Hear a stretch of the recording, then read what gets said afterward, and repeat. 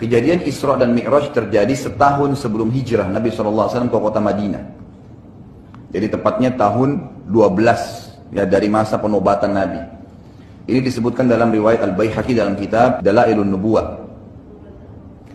Dan juga diriwayatkan oleh Imam Bukhari, dikatakan Isra Mi'raj terjadi tepatnya setelah Abu Talib meninggal. Kisah Isra Mi'raj ini disebutkan oleh Allah SWT dan dinamakan surah Al-Quran dengan kejadian tersebut, surah Isra.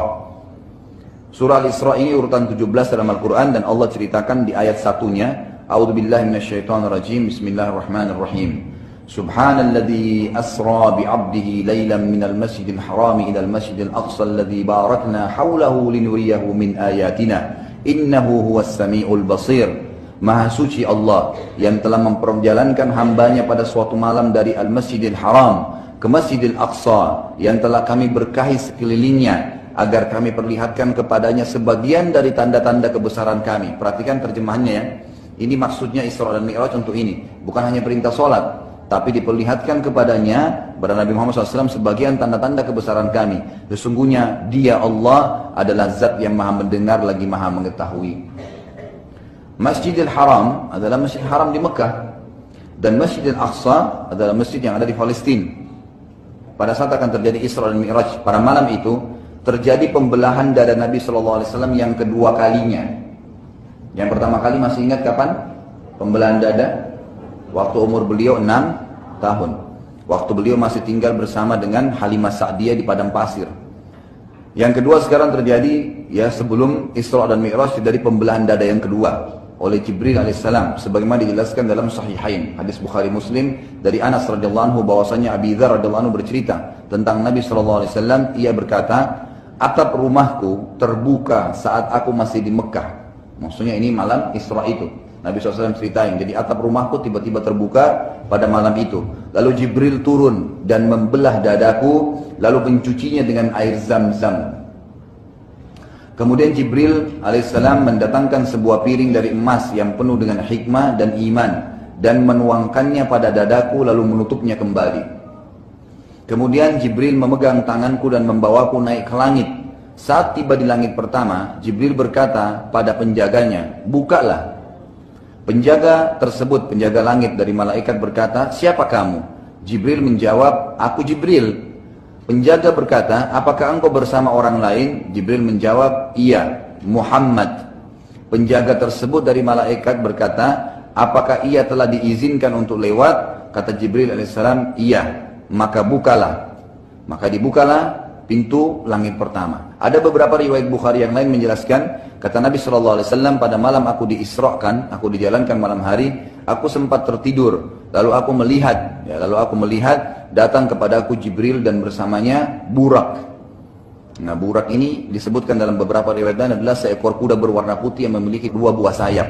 Kata Nabi SAW, yang burak itu, ya kecepatannya di mana dia letakkan kakinya, maka langsung sampai ke ujung pandangan mata. Jadi cepat sekali gitu perjalanannya. Lalu kemudian membawaku ke langit.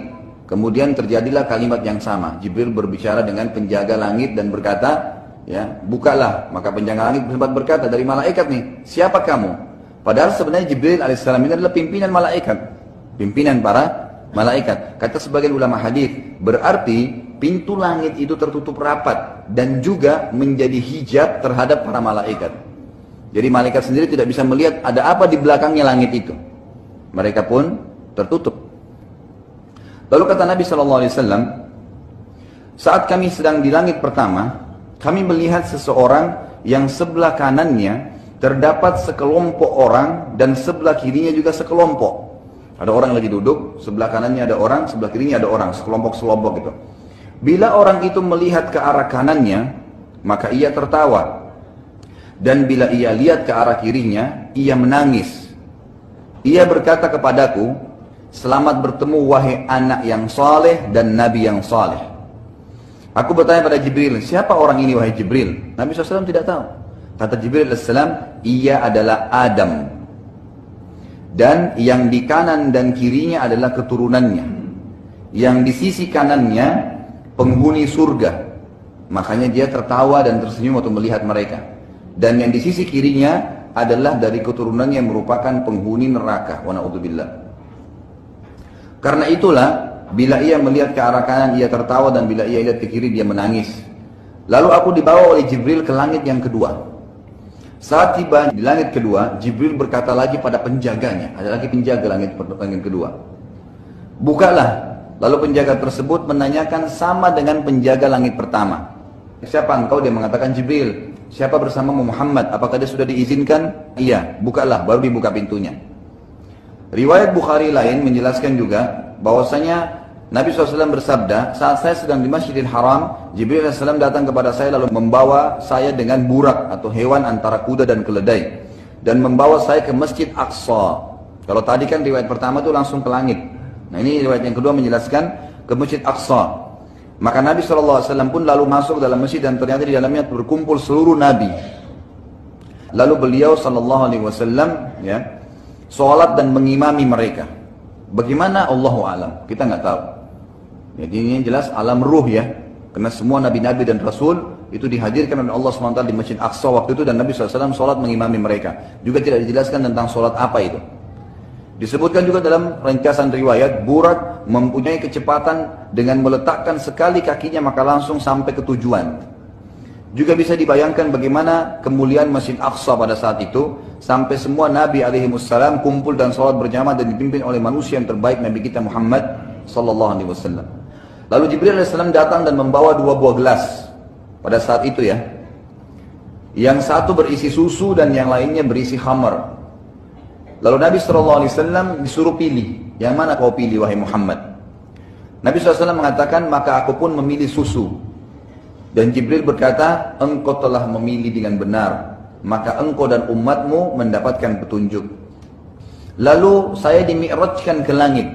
Sebagaimana ya ada juga di dalam bahasa Arab, mi'raj itu bisa berarti sebuah tangga yang dinaikin. Orang kalau naik ke atas pakai tangga namanya mi'raj.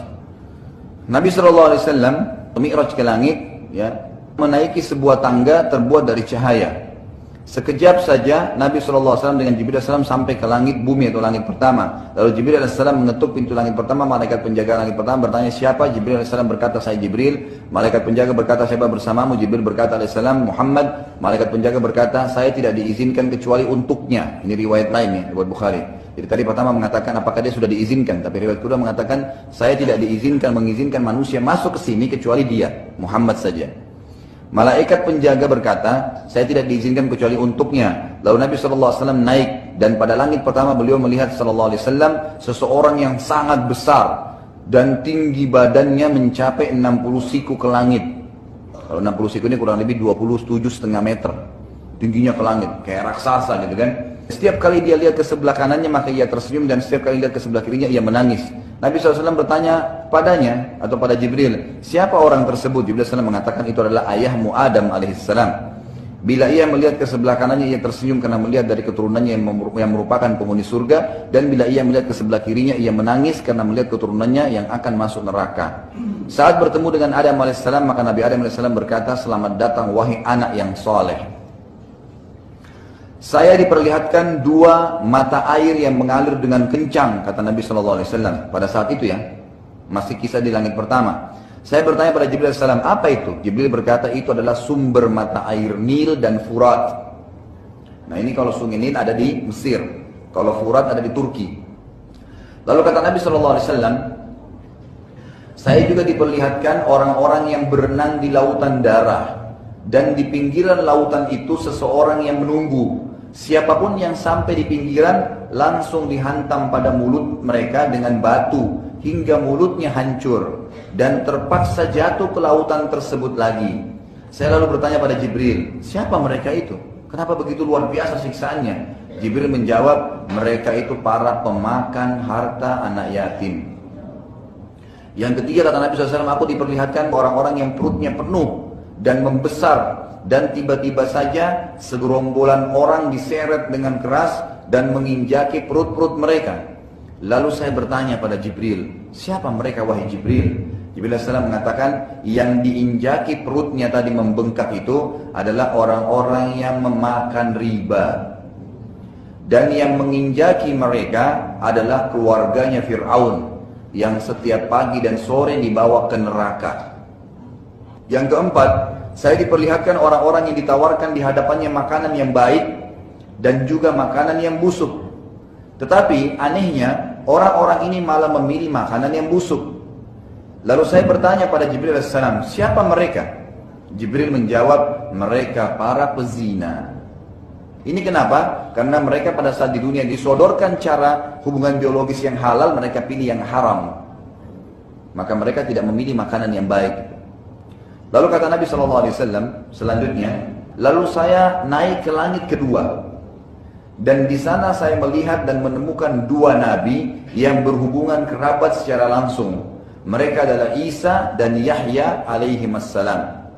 Isa berkulit putih dan rambutnya berminyak, seakan-akan baru saja mandi. Dan Isa alaihissalam tidak tinggi juga tidak pendek. Keduanya berkata kepadaku, selamat datang wahai saudaraku yang soleh. Lalu aku dinaikkan ke langit yang ketiga, dan aku menemukan di sana Yusuf alaihissalam. Dan Nabi SAW mengatakan, aku benar-benar kagum melihatnya dan benar ia telah dikaruniakan setengah kegagahan dunia. Kemudian langit yang keempat, aku bertemu dengan Idris alaihissalam. Ini Allah SWT mengatakan, dan kami tinggikan derajatnya Idris, ditaruh di langit keempat, yang berkata kepadaku, selamat datang wahai Nabi yang soleh dan saudaraku yang soleh. Lalu aku dinaikkan di langit yang kelima, terdapat Harun alaihissalam, adiknya Nabi Musa alaihissalam, yang berkata, selamat bertemu wahai Nabi yang soleh dan saudaraku yang soleh. Lalu aku naik ke langit ketujuh, terdapat Musa alaihissalam, yang berkulit hitam, kurus dan bertubuh tinggi, yang berkata, selamat bertemu wahai Nabi soleh dan saudaraku yang soleh. Lalu aku naik ke langit ketujuh, dan di sana terdapat Baitul Ma'mur. Baitul Ma'mur ini tempat tawafnya para malaikat, sama kalau kita di dunia ini Ka'bah. Lalu kata Nabi SAW, pada Baitul Ma'mur ada seorang yang sudah tua dan sedang bersandar padanya. Dan ia adalah orang yang paling dekat dengan Nabi kalian wajahnya. Lalu aku bertanya, siapakah orang itu? Ternyata dia adalah Ibrahim alaihissalam. Ya. Dan Ibrahim alaihissalam berkata, selamat datang wahai anakku yang soleh. Lalu saya bersama Jibril alaihissalam sampai ke Sidratil Muntaha. Yang Sidratil Muntaha itu tidak bisa lagi digambarkan indahnya, karena penuh dengan daun-daun sebesar kuping gajah dan dipenuhi dengan perhiasan. Pada saat itu Jibril alaihissalam berubah menjadi poster aslinya malaikat. Jadi tadi waktu datang masih seperti manusia. Sampai ke langit ketujuh, barulah Jibril alaihissalam kembali sebagai poster malaikat. Ini Allah ceritakan dalam surah An-Najm, urutan 53 ayat 13 sampai 18. Dan sesungguhnya Muhammad telah melihat Jibril itu dalam rupa yang aslinya pada waktu yang lain. Ayat 13, ayat 14-nya yaitu di Sidratil Muntaha. Apa itu Sidratil Muntaha? Adalah tempat tertinggi di atas langit ketujuh. Ya. Ayat ke-15, di dekatnya Sidratil Muntaha itu ada surga tempat tinggal. Kemudian ayat ke-16, Muhammad telah melihat Jibril ketika Sidratul Muntaha diliputi oleh sesuatu yang meliputinya. Artinya kelihatan keindahannya.